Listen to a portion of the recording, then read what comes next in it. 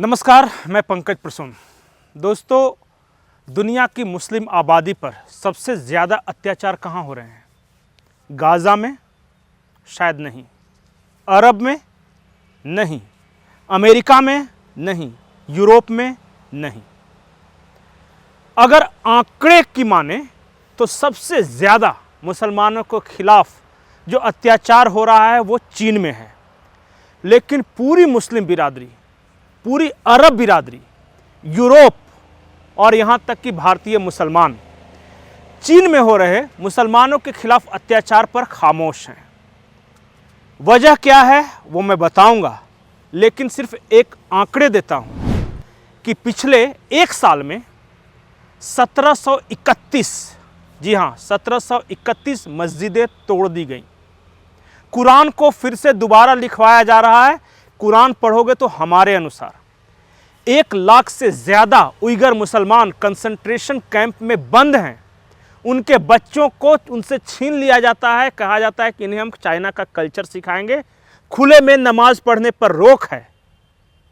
अगर रमज़ान में आपने खाने पीने की दुकानें बंद रखी तो आपके खिलाफ कार्रवाई होगी। ये सब कुछ हो रहा है, लेकिन इसके बावजूद खामोशी है।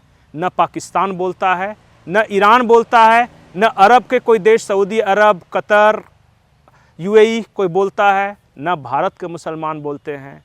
और तो और जो एक मस्जिद अयोध्या में टूटने पर पूरी दुनिया में शोर करते थे, जो नुपुर शर्मा के एक बयान को लेकर भारत के खिलाफ कार्रवाई करने की बात करते थे, उन्होंने 17वीं शताब्दी का एक ऐतिहासिक मस्जिद तोड़ने पर चाइना के बारे में कुछ नहीं कहा।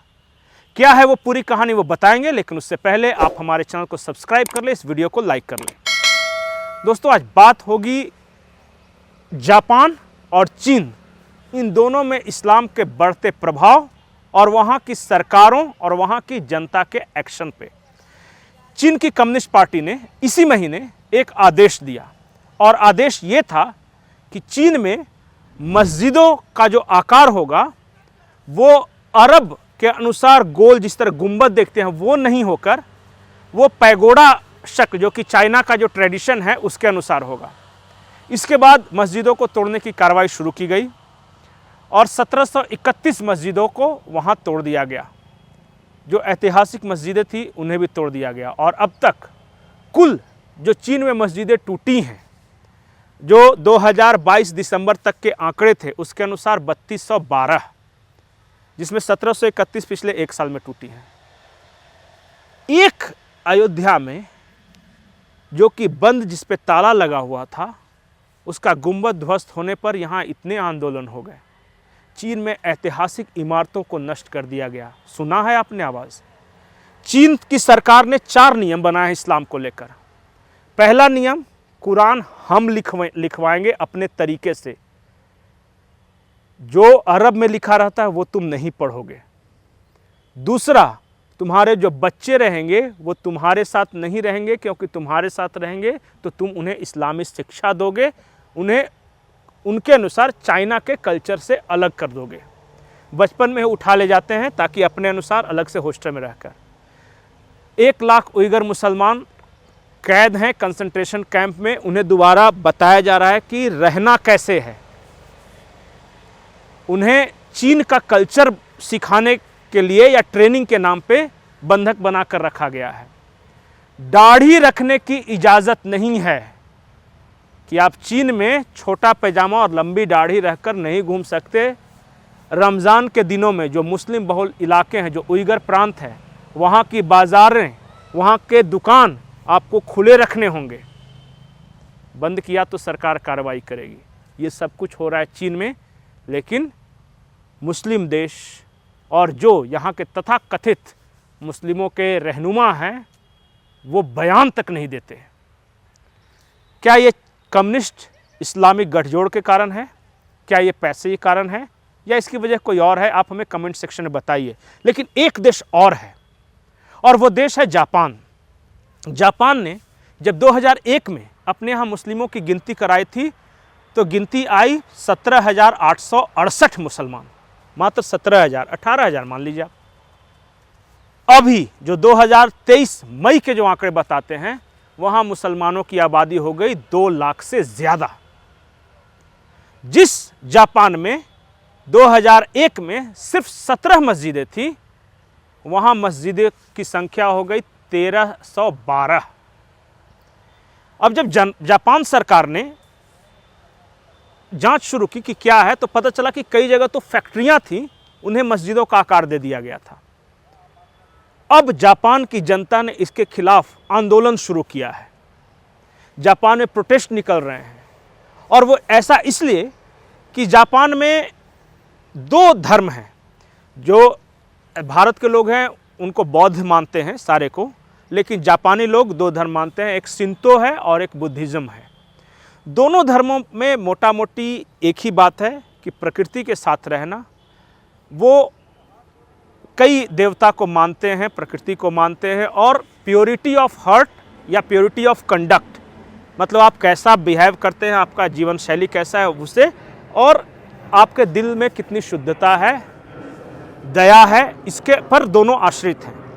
लेकिन जब इस्लाम वहाँ गया जापान में, उसने तो कहा कि दुनिया में अल्लाह एक है और अल्लाह के सिवा हम किसी को नहीं मानेंगे। बड़े पैमाने पर मुसलमानों ने जापान में जाकर जापानी महिलाओं के साथ शादी की और उन्हें इस्लाम में कन्वर्ट किया। ये जापान सरकार की रिपोर्ट है। कहा यह जा रहा है कि मलेशिया और इंडोनेशिया, ये 2 देशों से फंड आ रहे हैं मुस्लिमों को जापान में कि आप कैसे अपनी जनसंख्या बढ़ाइए, कैसे ज़्यादा से ज़्यादा मस्जिदों का निर्माण हो, और वहाँ जो मल्टी देवतावाद है या फिर जो मल्टी गॉड जिसको मानते हैं, या प्रकृति के साथ सानिध्य में रहकर purity of heart, purity of conduct की जो बात करते हैं, उसको न करके इस्लामिक परंपराओं को कि जो मेरा है वही सही है, बाकी कोई सही नहीं है, पूरी दुनिया एक अल्लाह के नीचे आएगी, इसे लेकर एक फ्रैक्शन शुरू हो गया है। वहाँ पे आंदोलन शुरू हुए हैं। अब जापान की सरकार ने भी कदम उठाए हैं, और कदम उठाए ये है कि जो इमिग्रेंट्स हैं, और ख़ास करके जो इन 2 देशों से इंडोनेशिया, मलेशिया, इन पे अब सख्ती की जाएगी। मुस्लिम अगर आप प्रवासी आ रहे हैं तो आपके खिलाफ जांच ज़्यादा कड़ी होगी, क्योंकि आपने उस देश में वहाँ के संस्कृति, रहन सहन, खान पान को लेकर आपने बदलाव शुरू कर दिया है, इसलिए वहाँ की सरकार सख्त है। सिर्फ चीन और जापान की बात नहीं है, हर जगह यूरोप पे आप किसी भी देश में देखिए, वहाँ इलीगल मुस्लिम इमिग्रेंट्स के खिलाफ आंदोलन हो रहे हैं, सड़कों पर लोग उतरे हैं। और वो क्यों? क्योंकि प्रवासी तो कई तरह के जाते हैं। भारत के भी लोग पूरी दुनिया में फैले हुए हैं, बौद्धिस्ट लोग फैले हुए हैं, मंगोलियन फैले हुए हैं, चाइनीज़ फैले हुए हैं। उनके खिलाफ विद्रोह क्यों नहीं होता? उनके खिलाफ आंदोलन क्यों नहीं होता? ये मुस्लिम इमिग्रेंट्स के खिलाफ ही आंदोलन क्यों होता है? और इसकी वजह है ये कि जाते हैं याचक बनकर, जब जगह मिल जाए तो वहाँ अपनी चलाने की कोशिश करते हैं, वहाँ के लोग जो हैं उनके जीवन में दखल देने की कोशिश करते हैं, क्राइम रेट बढ़ा देते हैं, ज़बरदस्ती शादियाँ, और उसके बाद इस्लाम का प्रचार। ये कुछ ऐसी चीज़ें हैं जिससे दुनिया के अधिकतर मुल्क जो गैर इस्लामी मुल्क हैं वो परेशान हैं, वहाँ के लोग आंदोलन कर रहे हैं। इस समस्या का समाधान क्या है?